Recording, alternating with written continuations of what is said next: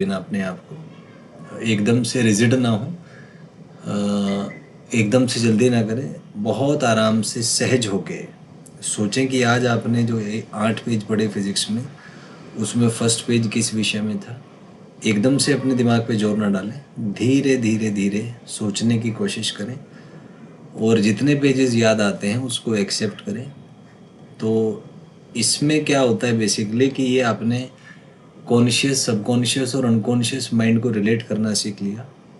क्योंकि सोते समय जो हम सपना देखते हैं, तो सोते समय हम कॉन्शियस माइंड से अनकॉन्शियस माइंड में चले जाते हैं और वहीं पे ब्रेन अपना काम करता रहता है। वो में जो इन्फॉर्मेशन हमारे ब्रेन में स्टोर्ड है उसको दिखाता रहता है, उसी को नींद कहते हैं। तो ये जब कनेक्ट होते हैं कॉन्शियस, अनकॉन्शियस और सबकॉन्शियस माइंड, वो बहुत ज़रूरी है क्योंकि उससे हमें एनर्जी मिलता है, जिस एनर्जी को हम यूज़ करते हैं काम करने के लिए। और आप अगर और गहराई में जाएंगे तो आपको पता लगेगा कि ये जो life is just a process of being better. हम सिंपल सेल से लाइफ स्टार्ट हुआ and we are heading toward more complex life. Daily हम अपडेट होते हैं, डेली हमारे अंदर बहुत सी इंफॉर्मेशन स्टोर होती है, बहुत से पैटर्न्स हमारे अंदर बनते हैं, हम बेहतर बन जाते हैं। बाकी तो इमोशंस हैं, फीलिंग्स हैं, these have their own role, but fundamentally life is a process of being better.